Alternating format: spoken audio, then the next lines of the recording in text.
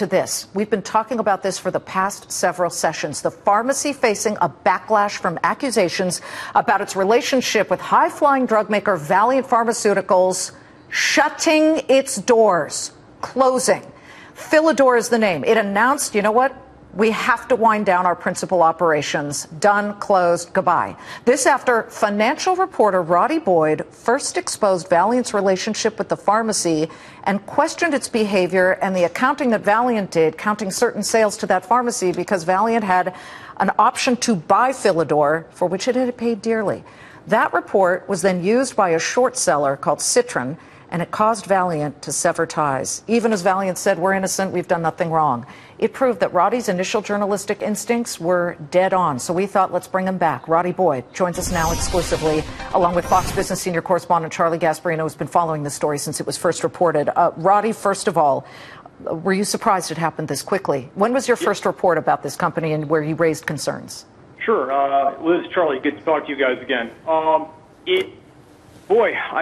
came out, I think, October 19th with overnight with my first piece on that. And of course, I was very surprised. I figured they were going to draw this out, and they had impaneled some silly high-level corporate committee to investigate it, which almost certainly was destined to find absolutely nothing wrong.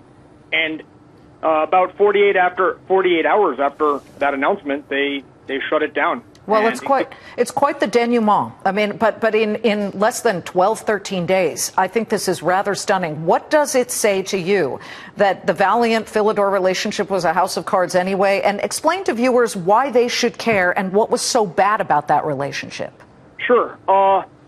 Yeah, I mean, viewers should care because it's going to cost them a lot of money in terms of settling claims against the pharmacy benefit managers, high-profile companies, CVS, Caremark, Express Scripts, Blue Cross Blue Shield, several others, regarding improper pharmacy reimbursements. In other words, they were able to get prescriptions shipped to California and I believe a few other states where they did not have a pharmacy license, a profound no-no.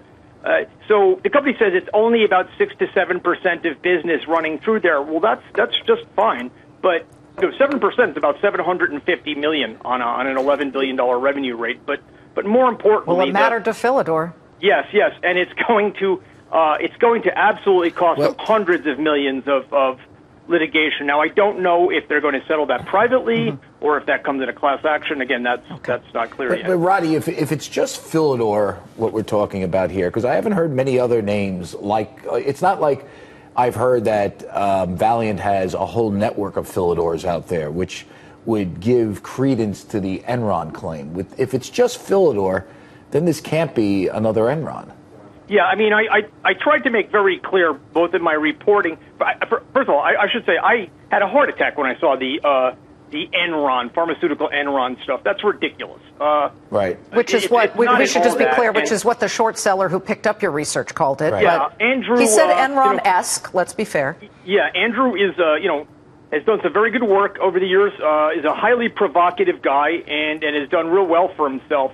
On this particular claim that it's an Enron, that's just not Okay, so now you're owning the stock. I mean, this is not something that, this is not fatal to the company. Is it fatal? No, but I would argue that there's material. It's certainly serious, and they're going to lose a lot of pricing power. The wonderful thing about Valeant was that they got, many times what they could get through this channel. Well, this was a $263 stock, folks, in case you're listening on XM. It's now $98. But maybe at some point, Roddy, I'm just playing devil's advocate here, this thing goes down a little more, goes to 90 a share. This is like something to buy, because if you think about it, the market is pricing in the litigation. It's pricing in the fact that it's not going out of business. It's pricing in the fact that it's not Enron. It's something kind of sleazy that was done for a while, but it's not Enron, and it's still a viable enterprise at some price. Roddy, we had asked you. Isn't that an accurate statement? Would you say?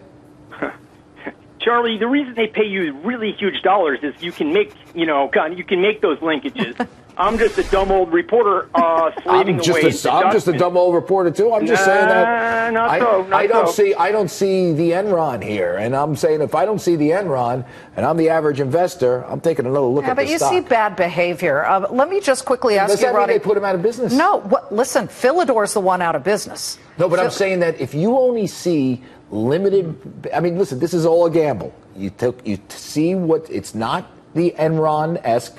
It's not Enron.